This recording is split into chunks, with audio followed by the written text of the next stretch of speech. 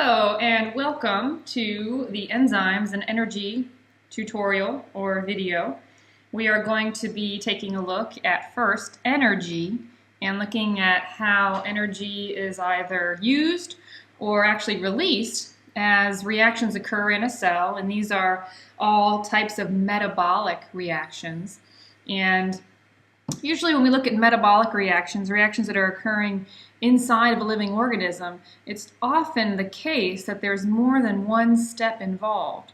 So although in some of these reactions that you see on this slide, it's showing really only one reaction, more oftentimes than not, there'll be a series of reactions starting with the reactant and going through many intermediates until we get to the final product. And there's a reason for that, and we're going to be taking a look at that later in the video today. So we'll get started here with our catabolic reactions.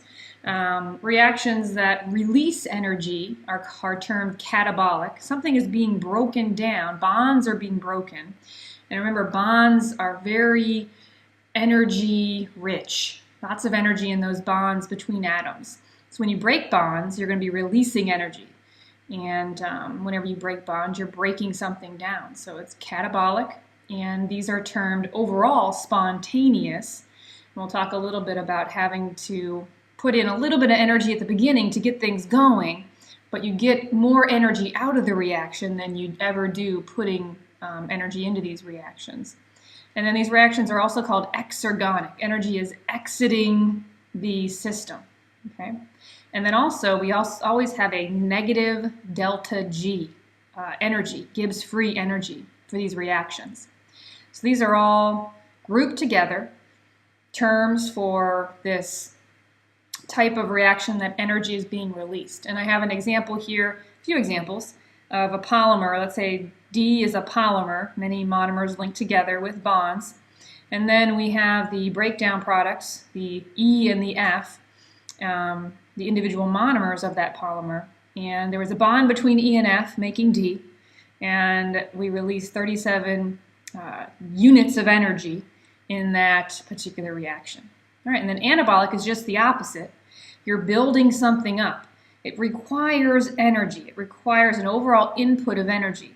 Therefore, these are not spontaneous, and they require energy. Energy has to go into the system. Energy is entering the system, endergonic. And what else? Oh, the positive delta G, the positive Gibbs free energy. So we have to put energy into this reaction in order to accomplish. So monomers, putting them together, creating a bond between A and B, for instance, here to make C, make that polymer C. It requires 58 units of energy, and you know it's required because there's a plus, or there's a positive sign in front of that number for the Gibbs free energy. Okay, so that's really the extent of what I need you to know for the energy part of this. And the second half of this chapter, the second big part, is understanding enzymes. And there is an amazing tutorial that we are going to be taking a look at, which gives us a great idea of what an enzyme is in general, and then it'll go through this idea of competitive as opposed to non-competitive inhibition of an enzyme, and then also what is an allosteric enzyme, and then talking about different molecules that can activate the allosteric enzymes, other molecules that can inhibit the enzyme or stop its production of substrate, and then also a phenomenon called cooperativity, which has to do with the substrates cooperating with one another, as we'll see. And then finally, something called feedback inhibition. And this is what I was hinting at the very beginning of this chapter when I was talking about the metabolic reactions and there being multiple steps in the process. Now, any chemical reaction that occurs in a living system, more often than not, will have some kind of enzyme involved in order for it to occur at a rate that is conducive to life. So we're going to be seeing that. So I'm going to jump away from our PowerPoint, and I'm going to go to Isidore. This is in the Chapter 8 folder, and here is that amazing tutorial I was talking about. It's called What is an Enzyme? I'm not sure. Okay, we're going to find out. So the enzyme basics, we'll run through all of these. They're really wonderful. So an enzyme, it really just goes through, this is an enzyme, it is a protein, and it is going to speed up and sometimes actually slow down a reaction, but it itself remains unchanged. You might have heard that before. All right, so the active site is the area that is active in the enzyme, and that's where the substrate, and it's going to be coming here in green. There's other regulatory regions which we'll talk more about as we talk about inhibition of the enzyme or control of the enzyme by other molecules besides the substrate. So, but this over here, this active site, that is where the substrate, the molecule that the enzyme works on, will bind. And they have this idea of an induced fit model where the substrate binds to the enzyme and the enzyme kind of cuddles, right there, around the enzyme. Kind of really just squeezing in all the nooks and crannies to get a real tight fit, induced fit. Okay. And they're going to give us an example here with lactose. It's the sugar. Here comes the lactose. That's the lactase enzyme, for instance. We're going to induce fit, nice. And this enzyme is responsible for breaking lactose into its two components, galactose and glucose. As you can see, it just did that. It creates this wonderful microenvironment for that to occur, maybe the correct pH, bonds to the lactose covalently perhaps to hold it in the enzyme, in the active site. So these enzymes really do facilitate reactions in many ways.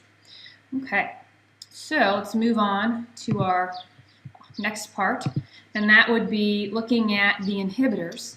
So we're looking at two types of inhibition, the competitive as opposed to the non-competitive inhibition. Competitive on the left, and we're going to see non-competitive on the right. So here comes the inhibitor. Oh, no dice. Can't get in there, substrate. It's actively competing for the active site. Okay. Now, non-competitive, the inhibitor binds somewhere else, closes the active site, and the substrate can't get in. So in both situations, the substrate is not able to bind. It's where the inhibitor is binding that's important. Okay. Now, allosteric enzymes, these are enzymes that have more than one subunit. You can see this one has 4 subunits, 4 active sites. They're pretty amazing. And they oscillate back and forth between the open conformation, where they can bind substrate, and shown here, the closed conformation, which cannot bind substrate.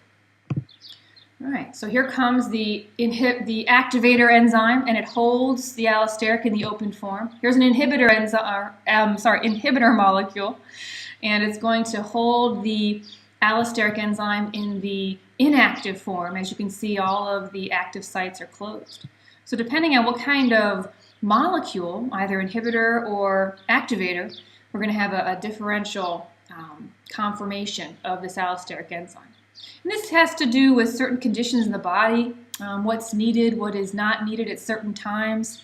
Could be certain times of the day, certain times in development. It really just all depends on the particulars of the organism and the environment the organism finds itself in. Okay.